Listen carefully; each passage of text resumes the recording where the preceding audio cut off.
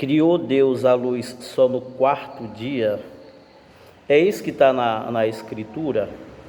Vi vários debates aí de alguns teólogos afirmando que a luz ela foi criada no quarto dia. Mas o que foi criado mesmo no primeiro dia? E nós vamos analisar isso, né? O que foi criado no primeiro dia e o que aconteceu no quarto dia, para você não ser enganado, ludibriado por alguns aí que são especialistas, né? Inclusive no hebraico, né? Então, o versículo 3 ao verso 5, nós vamos encontrar o que foi criado no primeiro dia, no Yom Rishon, em hebraico. E disse Deus: haja luz, e houve luz. Então, no primeiro dia, Deus criou a luz, certo? E viu Deus que era boa a luz, e fez Deus separação entre a luz e as trevas. E Deus chamou a luz dia, e as trevas chamou noite. E foi tarde e amanhã o dia primeiro, o primeiro dia. Então, no primeiro dia foi criado a luz. E isso não entra em contraste com o que alguns pesquisadores afirmam, que antes, né, da criação ou qualquer outra coisa, já existia fotossíntese, né? E para haver fotossíntese tem que haver primeiramente a luz.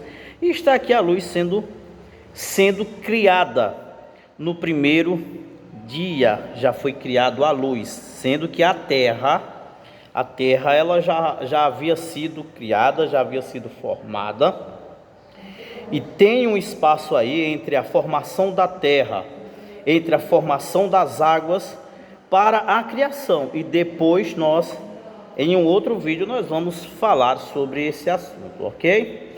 Agora, o que aconteceu no quarto dia, que nós vamos encontrar no versículo 14. Porque quando falamos de luz, temos que perguntar a seguinte coisa: a luz, ela é produzida unicamente pelo sol? É o sol a fonte de luz única? Não é? Porque quando Deus criou a luz, Deus está fazendo separação. A senhora mandou perguntar se o senhor deixa por ser, mas só trouxe 100, então não sabe, deixa, né? Sim. Então ele fez separação entre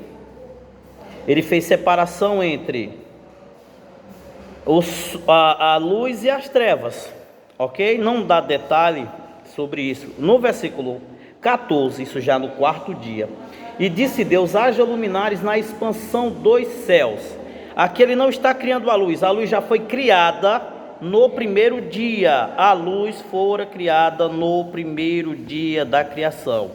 No quarto dia, Deus está criando os luzeiros, sol, lua e estrelas, certo? Só é criada no quarto dia. Porém, a luz já havia sido criada.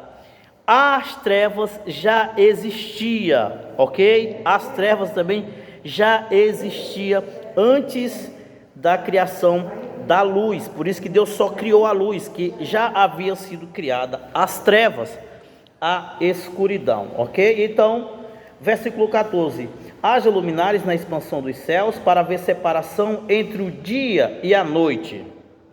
Aí ele vai dizer por que foi criado, ok? Para que sejam eles sinais para os tempos determinados e para dias e anos. Versículo 15: e fez Deus os dois grandes luminares. Quando fala dois grandes, é porque havia os pequenos já. Grande é Gadol, em hebraico, né? Hal Gadol Haor. Então ele criou dois grandes luminares: o luminar maior para governar o dia, Quando fala maior, está falando da sua intensidade de luz.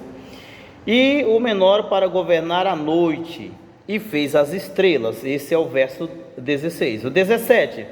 E Deus pôs na expansão dos céus para alumiar a terra. Então eles têm uma finalidade, os dois luzeiros, sol e lua.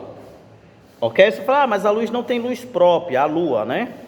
Mas ela reflete a luz. Ela tem uma finalidade ali entre a luz, é um luzeiro também menor, né? E versículo 18, para governar o dia e a noite, para fazer separação entre a luz e as trevas. E viu Deus que era bom, e foi tarde amanhã, o dia quarto. Então no quarto dia, Deus criou os luzeiros, sol, lua e estrelas, e ainda colocou eles para governar, eles ter domínio sobre o dia, os dias. E daqui é criado o tempo. O tempo entra a partir do quarto dia.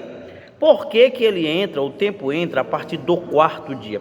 Porque na organização desses luzeiros para acontecer dia e noite, também já é dito que é para ser formulado, né, dias, meses e anos. Por quê? Porque precisa-se de um tempo entre um e outro, entre o dia e a noite, dia e noite, ok? Então não deixe ninguém lhe enganar, analise bem as escrituras.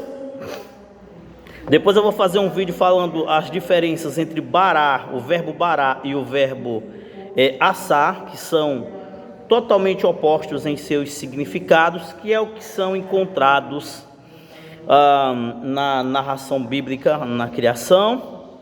O verbo bará, Bereshit, bara Elohim, nós vamos analisar isso.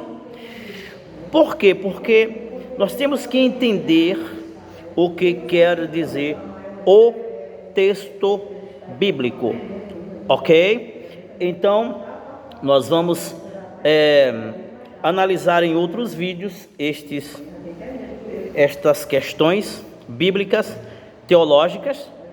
E se você quer acompanhar isso, se inscreve no canal, dá o like, comenta, compartilha qual a parte de Gênesis que você quer que a gente faça uma análise aqui, e nós vamos analisar, vamos ver se existe aí alguma contradição, porque em alguns debates que a gente tentou debater o assunto, alguns correram do assunto. Já tive debatendo em grupos aí, em que a pessoa simplesmente silenciou o grupo, né? Você não pode continuar, mas aí você vem aqui e começa a ensinar asneiras, né? Coisas que as pessoas não conhecem o hebraico, né? O hebraico bíblico, não conhece o grego e termina caindo no papo de pessoas que não entendem, certo? Então nós temos aqui elementos para a gente estudar, né? A luz, Raor, né? As trevas, né? Que coisas que a gente tem que analisar bem essas separações, para não acontecer de você cair em papos, ou até mesmo a pessoa que está ensinando está enganada, aprendeu errado e está aí, né? Se alguém tiver outras ideias aí para a gente falar, nós estamos prontos aqui para falar.